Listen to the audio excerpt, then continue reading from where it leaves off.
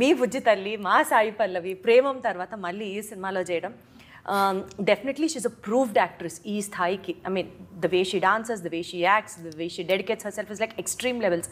ప్రేమంలో చూసిన సాయి పల్లవికి ఈ సినిమాలో చూసిన సాయి పల్లవికి action wise how did you find a maturity? మన తెలుగు ప్రేమంలో ఏమై కాదంటే Shruti Haasan. But that major చెప్పండి అక్క పోనీ ఆ సినిమా అసలు కలపద్దంటారా? బట్ కలపచ్చు కదా, ఆబ్వియస్లీ అది definitely super hit film. So ఆ ప్రేమంలో ఉన్న సాయి పల్లవికి the maturity of action in this film ఎలా చూస్తారండి మీరు?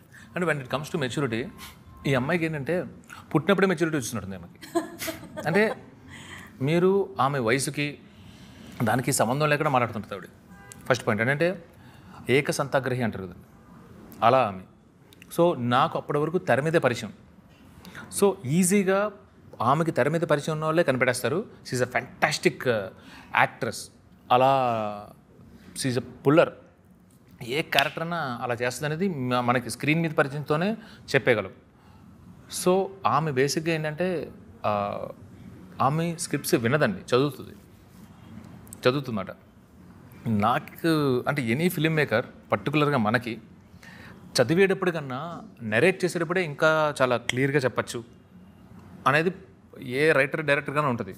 అక్క నువ్వు చదివితే నాకున్న ఫీలింగ్స్ మొత్తం పూర్తిగా పేపర్ మీద ఉండవు, నువ్వు నన్ను చూస్తే కదా అనేది నా ఫీలింగ్. నేను అరవింద్ గారు అడిగాను. అంటే ఈ ప్రాబ్లం చాలామందికి ఉంది. Okay okay, a film maker approach అయినా ప్లీజ్ సెండ్ స్క్రిప్ట్ అని స్వీట్గా అడుగుతుంది. నువ్వు ఎంత స్వీట్గా అడిగినా 50% అనేది లాస్ట్ ఇన్ ట్రాన్స్లేషన్స్తో వెళ్ళిపోతుంది. ఎక్కడ రాస్తామండి, రేడియో విన్నట్టు మొత్తం డీటెయిల్గా రాయలేము కదండి అనేది పాయింట్ అన్నమాట. నేను అరవింద్ గారిని ఏమన్నానంటే, అంటే నన్ను అప్రోచ్ అవ్వకుంది ఏం కథ తెలుసు అంట. సో నేనేమన్నానంటే, సార్ నేను కన్విన్స్ చేయడానికి నేను ట్రై చేయను, బట్ ఆన్ పేపర్ కన్నా స్ట్రైట్ అవే నేను నెరేట్ చేస్తే ఆమెకి నేనేమనుకుంటున్నానో అర్థమవుద్ది. Then it's her thing. Reject చేస్తుందో యాక్సెప్ట్ చేస్తుందో ఆమె ఇష్టం అన్నప్పుడు అరవింద్ గారి మీద గౌరవంతో విన్నాను. ఫస్ట్ అది జాలండి. అంటే నాకేంటంటే విన్న తర్వాత రిజెక్ట్ చేసింది అనుకోండి, ఓకే, దట్స్ హర్ చాయిస్. వినకుండా చదివి వద్దనుకుంది అనుకుంటే ఇంకా లేదో నేను చెప్పాల్సింది ఉంది ఇందులో, అది పూర్తిగా పేపర్ మీద లేదు, నా ఎమోషన్స్ వేరు, నా ఇవి వేరు అనేది నాకు ఒక వెలితిగా మిగిలిపోయేది. బట్ థ్యాంక్ గాడ్ ఆమె వింటానంది. చెన్నైలో వెళ్ళి మీరు అసలు extremely good narrator, extraordinary narrator, definitely convince చేసేస్తారు. ఈ చిన్నపాటి పరిచయం మీరు డెఫినెట్లీ కన్విన్స్ చేస్తానని ఈమెను పెట్టుకోండి.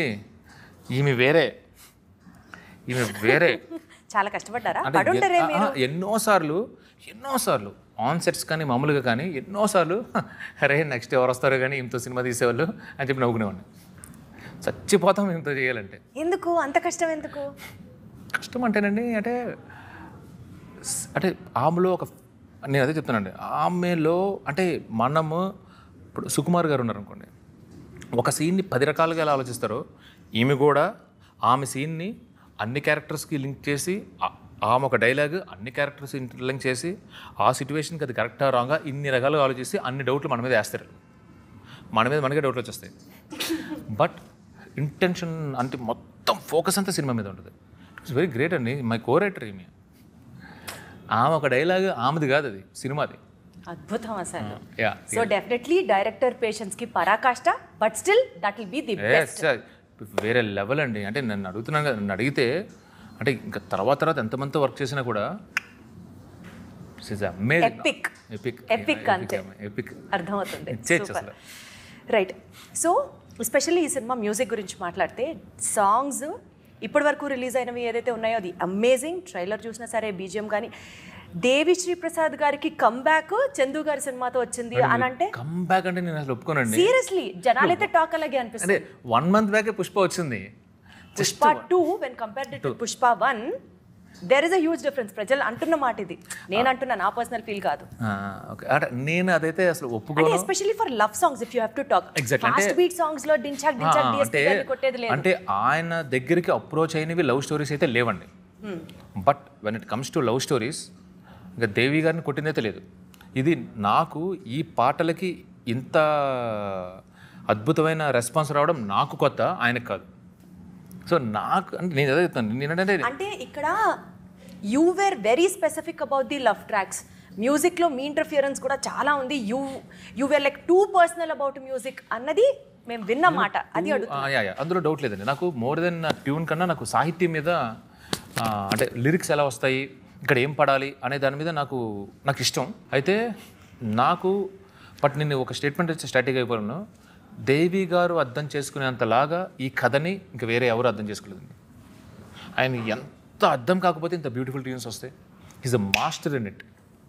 ఇప్పుడు నేను చెప్తున్నప్పుడు అరవింద్ గారు కానీ, హీరో నాగ చైతన్య కానీ, సాయి పల్లవి కానీ వాళ్ళ డిస్కషన్ ఎంత ఉండేదో దానికి డబల్ దేవి గారితో ఉండేది. నేను అలా నెరేట్ చేస్తున్నప్పుడు అంతా విని విని విని విని సార్ ఇక్కడ ఇది అంటే నేను ఆశ్చర్యపోయా. ఈ లెవెల్ ఆఫ్ ఇన్వాల్వ్మెంట్ ఉంటే ఇంకా అసలు ఏం కావాలో ఒక డైరెక్టర్కి, మీరు అర్థం చేసుకున్నట్టు ఈ కథని ఇంకెవరు అర్థం చేసుకోలేదని అందుకే ఇంత బ్యూటిఫుల్ వచ్చాను. అసలు మీరు చెప్తుంటే చందు గారు ఎవ్రీ డిపార్ట్మెంట్లో ఉన్న యాక్టర్ కానీ మ్యూజిక్ కానీ ఏది చూసుకున్నా సరే టాప్ నాచ్గా అర్థమవుతుంది. మీరు ఇప్పుడు విజువల్స్ చూస్తుంటే చూడండి ఎంత బ్యూటిఫుల్గా ఉంటాయంటే, అందుకే మా శ్యామ్ దత్ కానీ మా నాగేంద్ర కానీ ఆ డిజైన్ ఇచ్చినప్పుడు వాళ్ళు తిరిగిన ప్రదేశాలు, ఈ కథ ఇక్కడ జరగాలి అని చెప్పి లొకేషన్స్ ఆర్ సో ఇంపార్టెంట్. అక్కడ తీసిన విధానం నేను ఇంత తీస్తా, నేను ఎగ్జైట్ అయిపోయి. బట్ ఆడియన్స్కి ఏం కావాలి అనేది కట్ చేయడంలో నవీన్ ఈజ్ అన్ ఎక్స్పర్ట్ అండి. Seriously I'm blessed. అసలు you have a beautiful team around you. Enjoy చేయొచ్చు మళ్ళీ. అంటే పర్సనల్ రిలేషన్స్ కూడా అందరితో బ్యూటిఫుల్ ఉంది కదా. Face is the index of your mind and the happiness you have in your heart has been reflected on your face. Such super confident గా ఉన్నారు మీరు, అర్థమవుతుంది. Nice nice nice super. మాకు కూడా ఎక్సైట్మెంట్ వస్తుంది తెలుసా మీ ఎక్సైట్మెంట్ చూస్తుంటే. మా ఊర్లో ఉన్న కుక్కలన్నీ ఉత్తరానికి తిరిగిపోస్తే ప్రపంచ పటంలో పాకిస్తానే ఉండదు. అది అసలు ఆ డైలాగ్కి అసలు ఇంట్లో కూర్చొని టీవీల ముందర ట్రైలర్లు చూసింది అది చెప్పట్లో. అంటే ఒక పక్క patriotism, such a great patriotic feel, Pakistan related cinema అని అర్థమవుతుంది. ఇండియా వర్సెస్ పాకిస్తాన్ అన్న ఒక హింట్ లాగా అనిపించింది ట్రైలర్ చూసిన తర్వాత. Followed with love story. Followed with love story ఉంది. బేసిక్ లవ్ స్టోరీ అండి. 2 hours 25 minutes each and every minute లవ్వే ఉంటుంది. అంటే ఓవరాల్గా Pakistan episode run time 20 minutes కూడా ఉండదండి. 20 minutes కూడా ఉండదు. ప్రాపర్ ఎమోషనల్ లవ్ స్టోరీ అండి. బేసిక్గా అంటే ఇందులో పేట్రియటిజం అంటే ఇందులో ఏదో దేశభక్తి ఏమి ఉండదండి. మీకు ఆ కాంటెక్స్ట్ వచ్చినప్పుడు వాట్ ఈస్ దట్ ఆ మాటలు ఆ డైలాగ్స్ వస్తాయి. కానీ